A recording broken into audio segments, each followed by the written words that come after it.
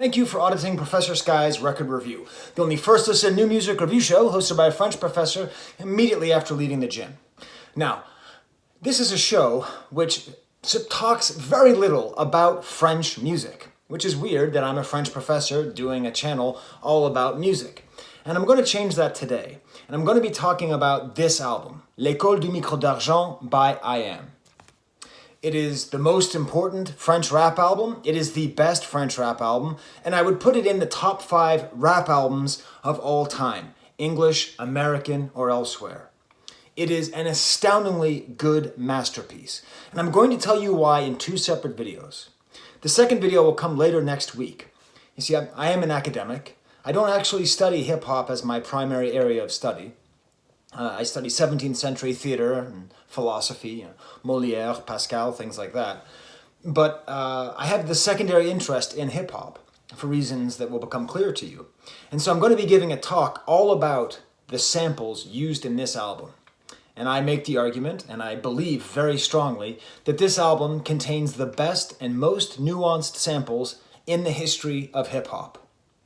Groups like the Death Grips wish they had the crazy foresight that IAM has, just as an example. But that'll be later in the week. Why not give you an actual introduction to this album, seeing as most of my viewers are American or Serbian and might not know about this album. It is, without exaggeration, the most important album in my life. Without this album, my life's course would have been completely different.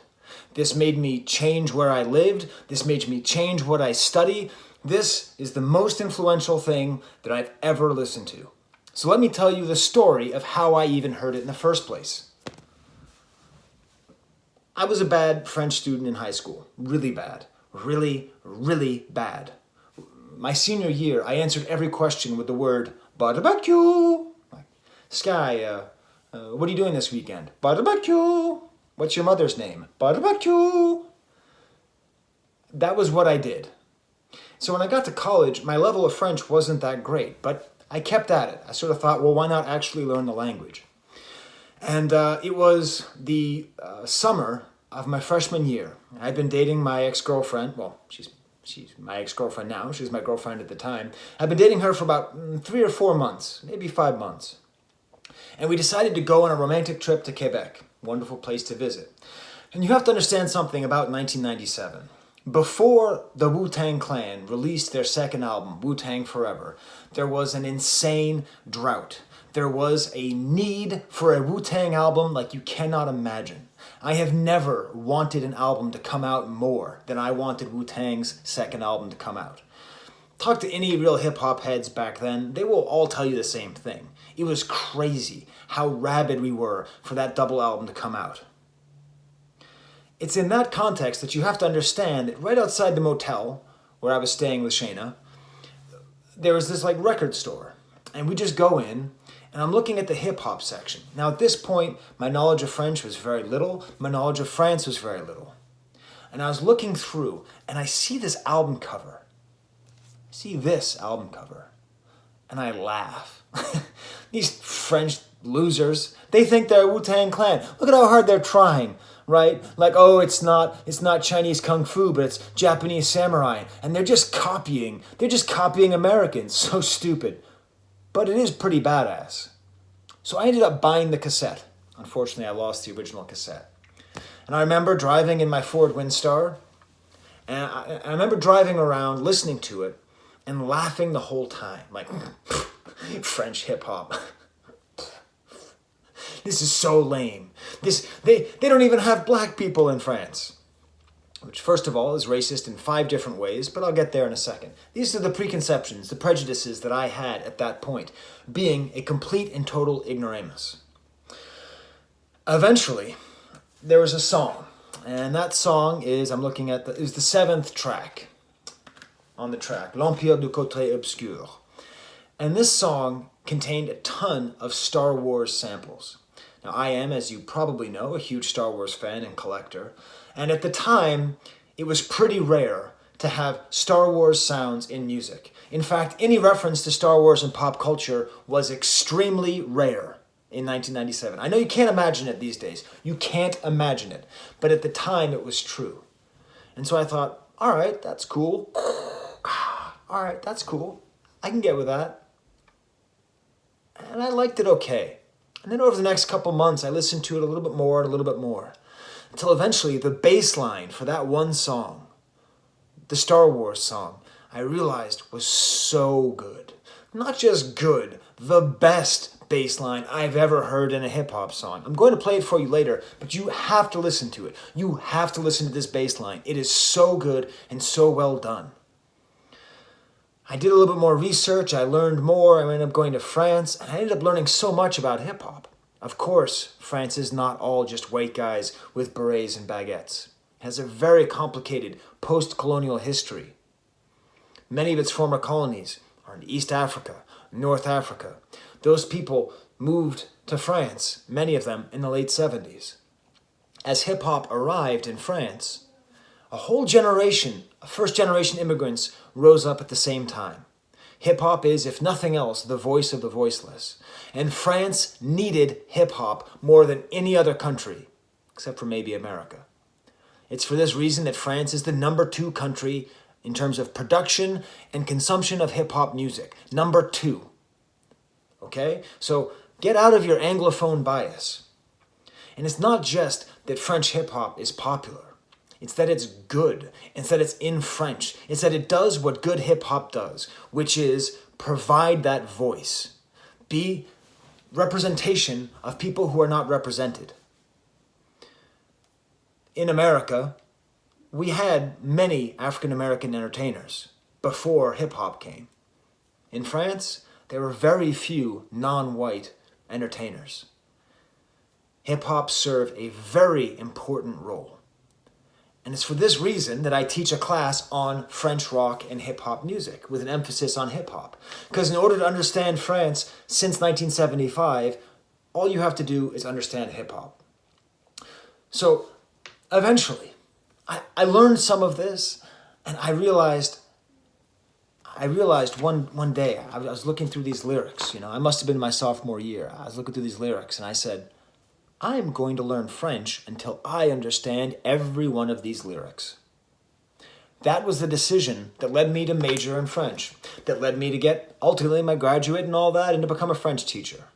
It was that random day in Quebec, looking at the cassettes, that led me to this. I got so into it, I got a little document here, that I decided to write my honors thesis in French in college on IAM. These are some of my notes that I printed out from LexisNexis and other places. Here's a rough draft with some of the worst French. I wouldn't pass me. This is terrible. I use disjointed pronouns when I should be using indirect object pronouns.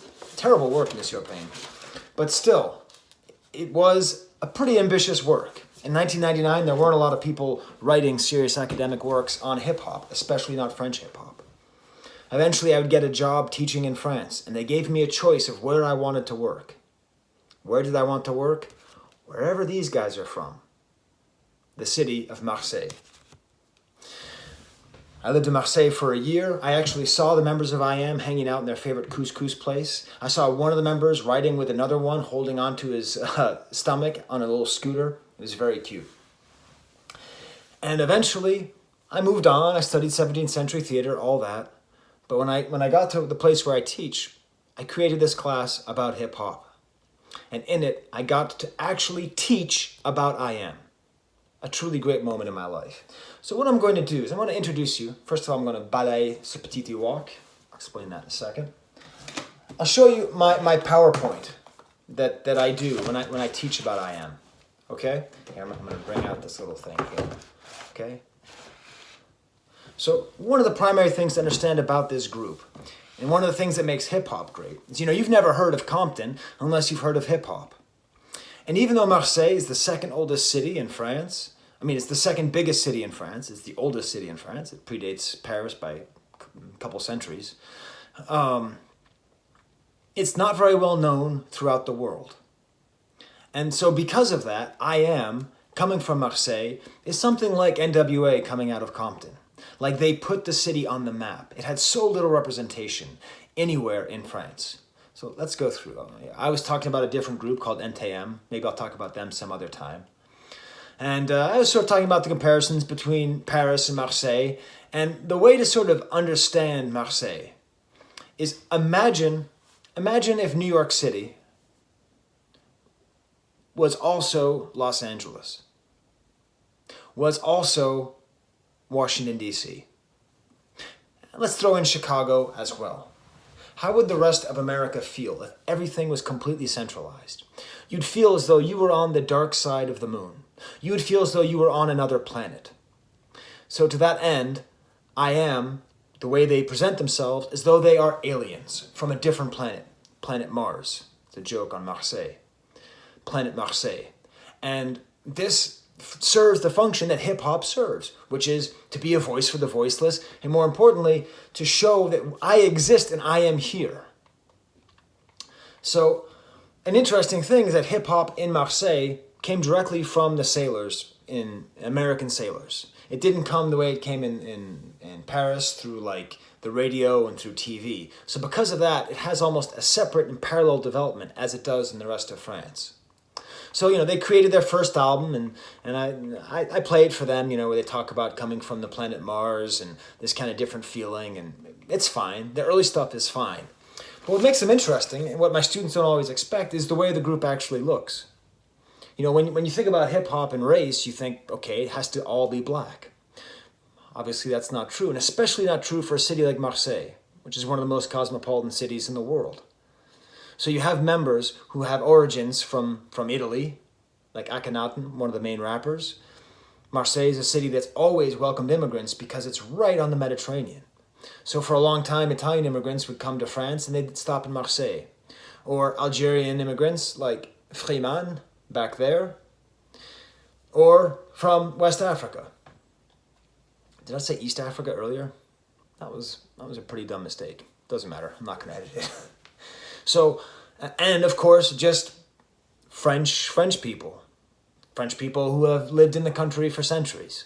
Marseille represents that to the rest of the country. And the group exists like that. And it's not forced. It's not an effort. It's not a desire to be cosmopolitan and multiracial. It is a direct reflection of hip-hop culture in France.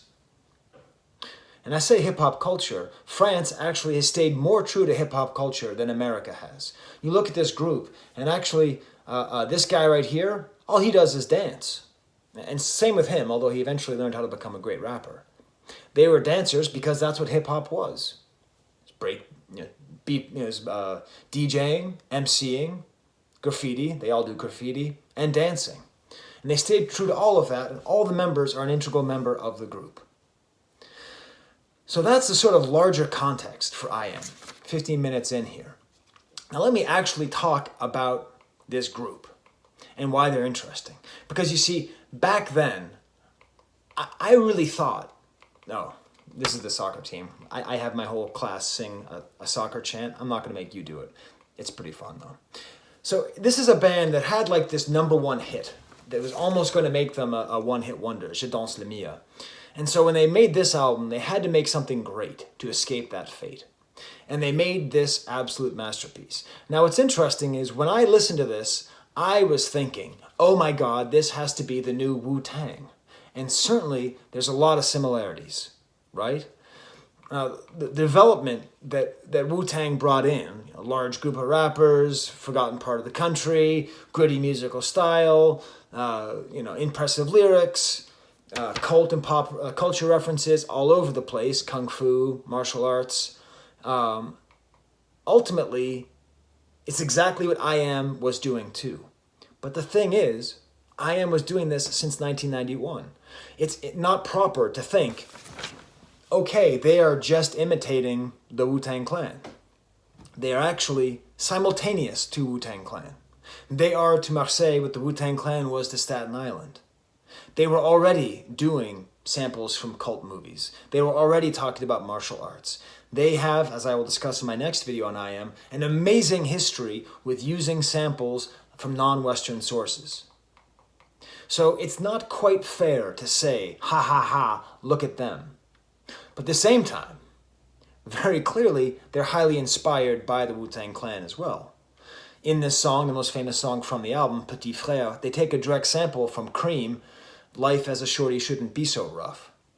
And if you listen to interviews with the rappers and with the producers, they were in New York to record this album, and they were just hearing Mobb Deep and Wu-Tang Clan for the first time. And they're like, okay, they actually had a rough draft of this album, and they threw it in the trash and started over again because they realized they had to get this new gritty sound.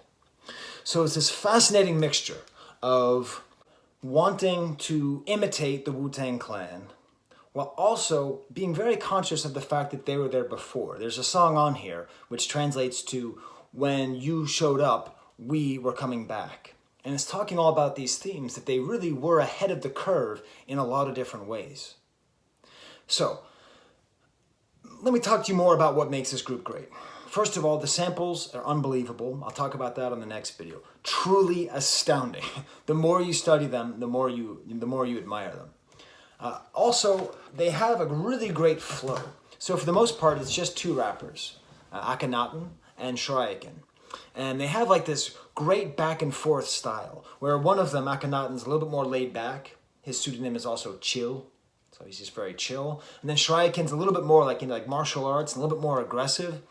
And they feel a way that a lot of rappers just don't feel these days. Like, they feel like friends, like people who have known each other for a long time, who appreciate each other's company, and who work together and have worked together for a long time.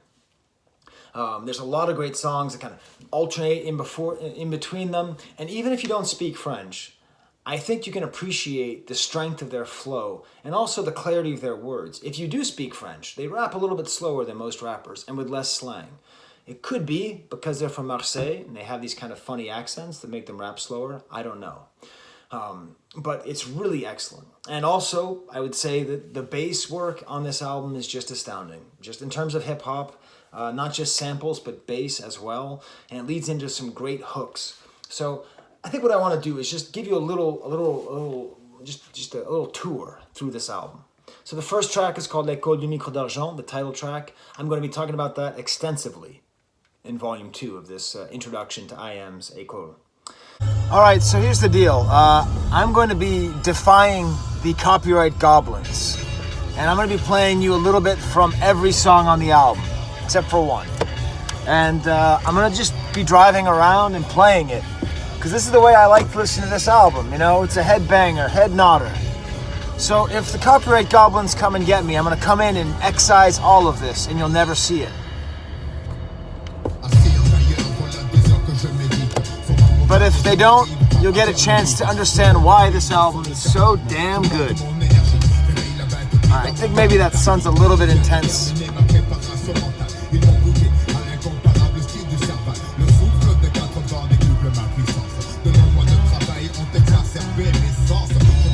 The next track is called Dangereux, and that features Razel, you know, the human beatbox guy. And he's like actually like imitating like kung fu sounds. And it's a great example of this, a really gritty, great high bass line.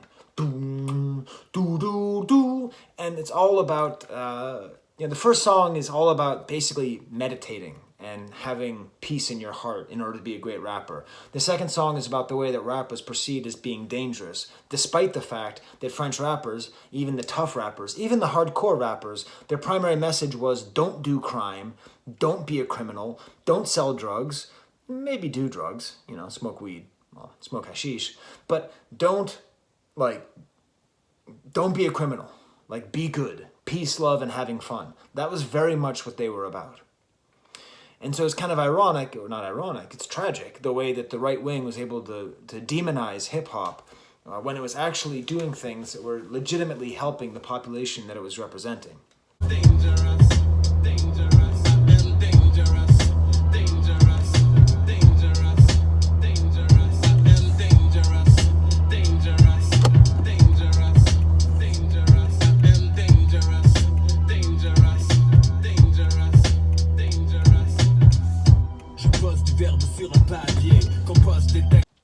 The next track, Né sous la même étoile, is one of these, the nature of fortune and misfortune and the randomness of birth.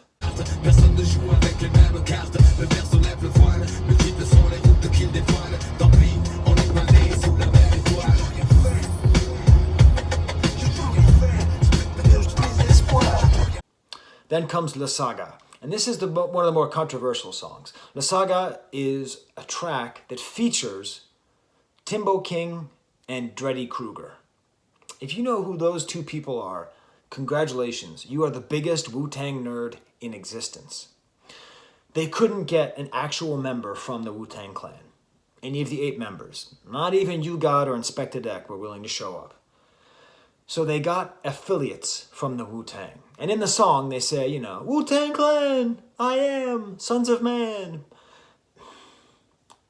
So I Am got a lot of flack for pretending like they got the Wu-Tang on there. And if you read interviews with them, they're kind of embarrassed.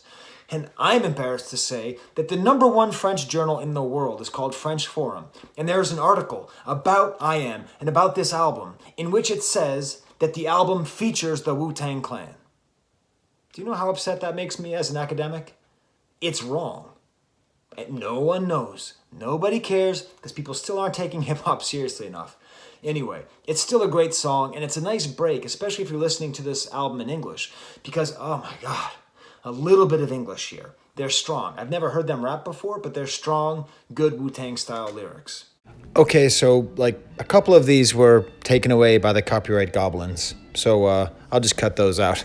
Sorry, trust me, it's all good music. My dog is unhappy about that as well. Sorry, Toby, they don't get to hear the music. Then Petit Frère, which is that song. What's cool is that not only does it have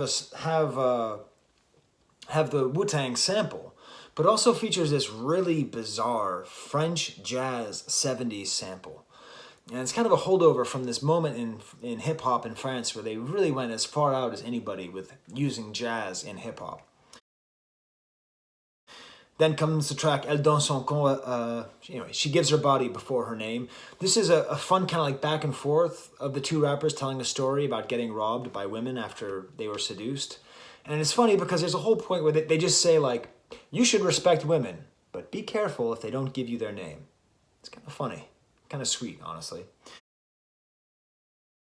Then comes the Empire du Côté Obscur. So I'm just going to play you a little bit of this song. And you're going to hear the kind of goofy Star Wars sounds. Sounds that are not goofy, but now sound goofy based with how much Star Wars is everywhere in our society.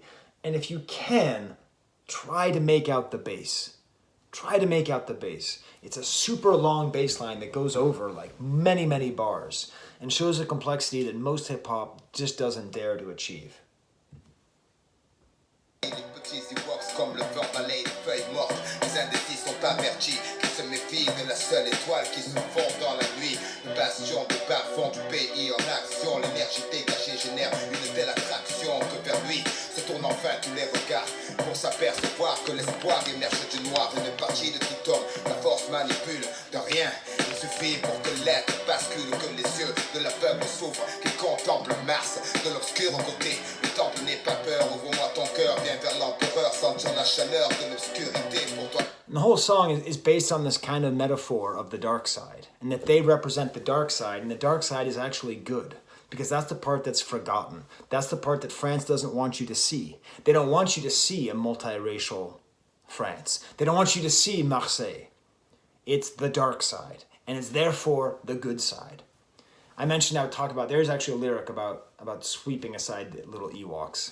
So, get out of here, Wicked. Okay, I hope you heard what I was trying to get you to hear in there. It is an amazing, amazing song. Continuing on, every track is great. Regarde, a song that's kind of a warning about falling into bad ways.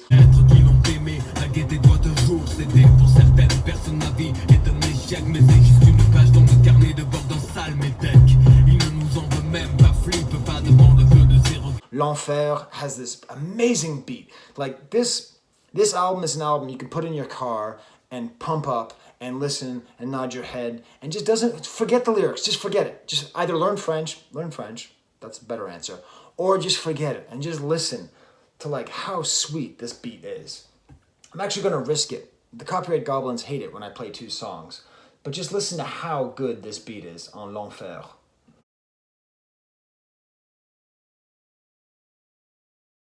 That grimy, minimalist feel I get too excited. This is the kind of album where you listen to it and then you know every track that comes next. You know what I mean? You know those records? Like where you, like you can't, the little gutter in between the songs is invisible to you. You just immediately know what's coming next. Anyways, that's a great song. Next track, Quand tu allais en revenais, that's the song where it's sort of talking about, do you think you invented the karate techniques? We've been doing that for years. Chez le Mac, I don't want to talk about that song, I don't like that too much. Un bon son brut pour les truands, that's basically a good, ugly sound. A good, bad sound for the uglies. It's a play on the Sergio Leone movie. And another one of kind of nice badass tracks, Bouger la tête, is just kind of a dance track. And the thing is, if you don't really speak French, I didn't really speak French when I listened to this album for the first time. Just listen to it and learn to appreciate little tiny bits. Like there's this little sample. It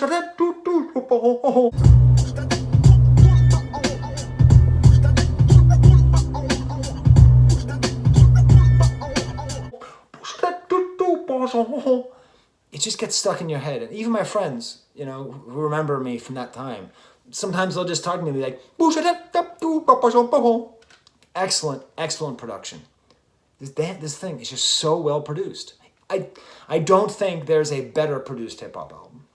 There are many that are as well produced, but I don't think there's better. Un cri court dans la nuit, kind of a sad song that actually has a little bit of singing that works quite well. Encore une tombe à fleurir, un ange part dans un dernier soupir, un fait divers dans une ruelle, un cri court, personne n'entend l'appel. Encore une tombe à fleurir, un ange part dans un dernier soupir. Libère mon imagination is an interesting track because it's all talking about the fact that their music was born on the cotton fields. And it's something that IAM does very frequently, which is they try to skip the middleman.